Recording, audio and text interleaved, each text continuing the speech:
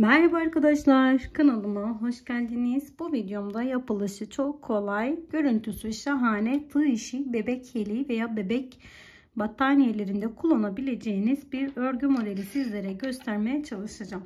3 tane bebe yünü kullanıyorum. Tığ olarak ise 3 milimlik bir tığ kullanıyorum.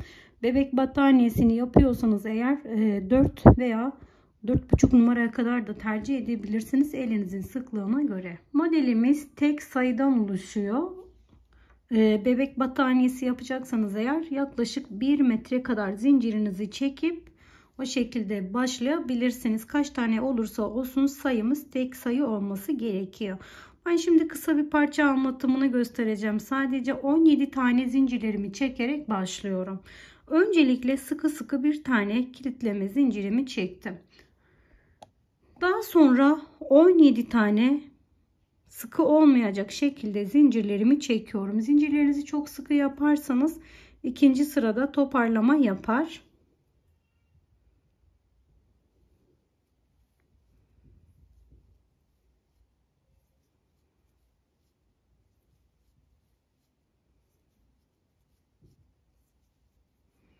...17 tane zincirlerimi çektim.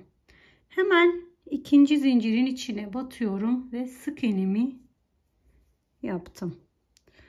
Sıradaki tekrar sık iğne. Her bir zincirimizin içinde bir tane sık iğne yaparak bütün zincirlerimizi yapalım.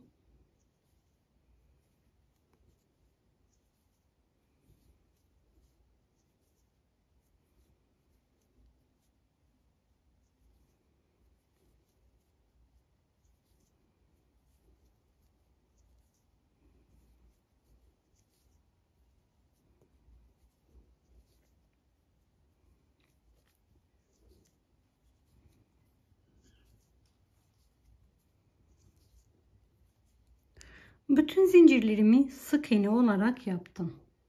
Şimdi burada ikinci ipimi bağlıyorum ama birinci ipimi de koparmadan şöyle içinden bu şekilde geçtim.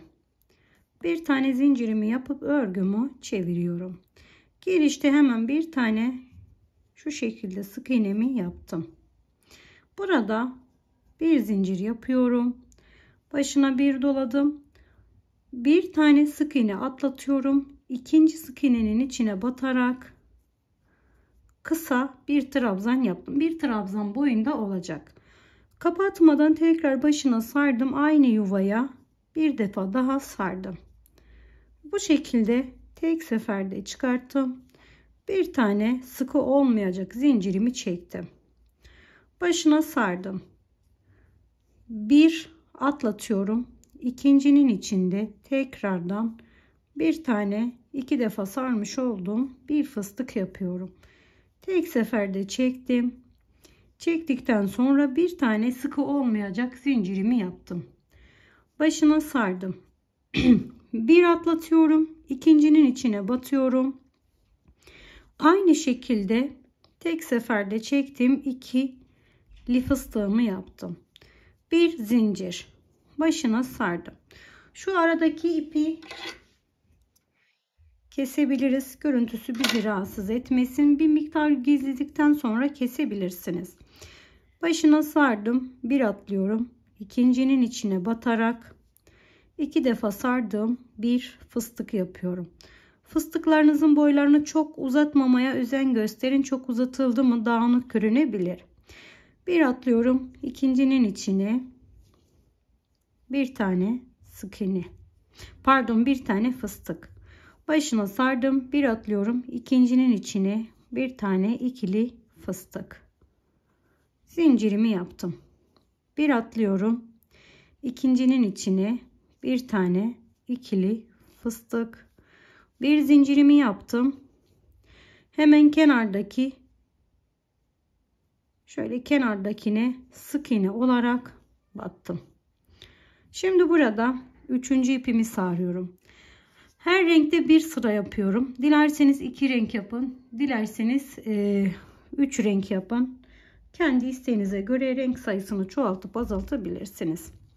Şurada diğer ipimi de sabitledim. Bir zincirimi çektim. Örgümü çeviriyorum. Giriştekine bir tane sık iğne yaptım. Bir zincirimi yaptım. Başına sardım. Birinci sırada atlattığım sık iğneye batıyorum. Bakın başına sardım. Atlattığım sık iğneye batıyorum. Tekrar aynı şekilde 2 defa sardım. Bir fıstık yapıyorum. Tek seferde kapatıyorum. Bir zincir. Başına sardım. Sıradakine batıyorum. Aynı şekilde bir tane fıstık yaptım. Bir zincir. Başına sardım. Atlattığıma batarak bir tane sık iğne. Arkasında bir zincir. Sıra sonuna kadar bu şekilde devam ediyoruz. Arada biraz gizledikten sonra görüntü kirliliği yapmasın diye ipimizi kesiyoruz.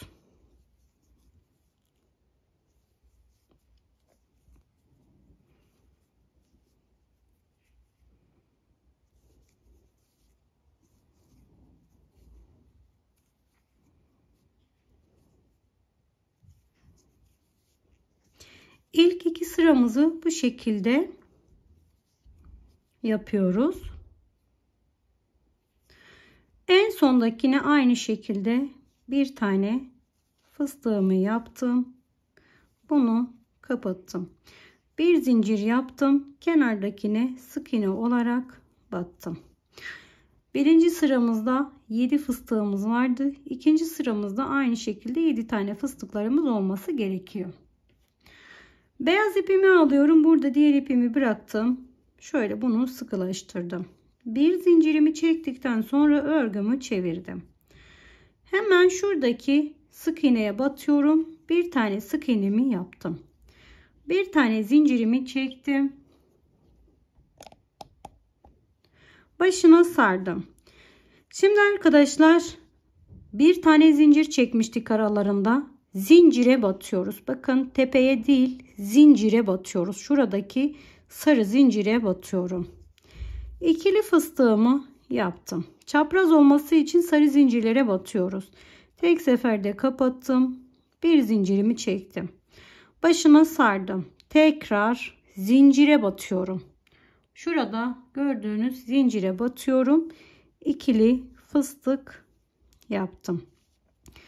Bir zincirimi çektim. Bundan sonra model bu sıranın tekrarından oluşuyor. Tekrar zincire batıyorum. Fıstık yaptım.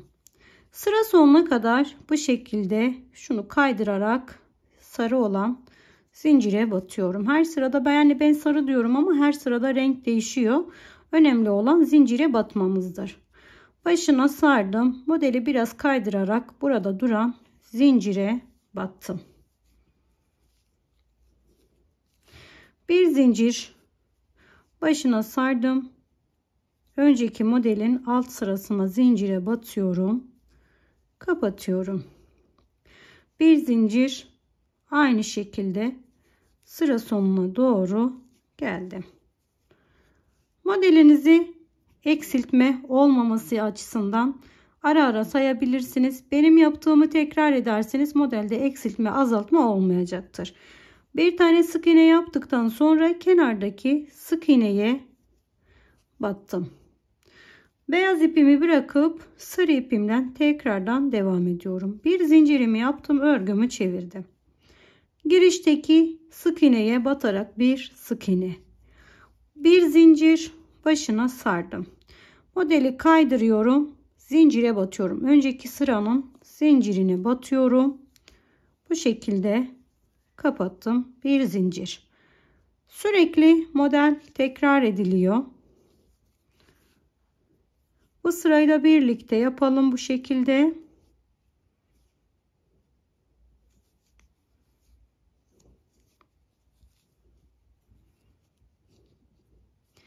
Bunu yaptığımızda model her seferinde yeri değiştiği için çapraz bir görüntü alacaktır.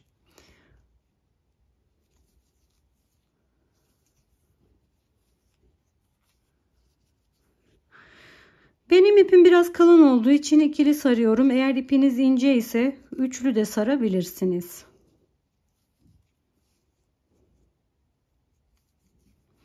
Sıra sonuna kadar bu şekilde geldim.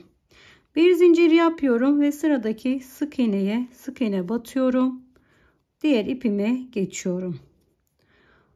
Arkadaşlar, model aynı işlemden dilediğiniz kadar büyütebilirsiniz. Şimdi biraz daha büyük bir parçada yapıp geliyorum hemen.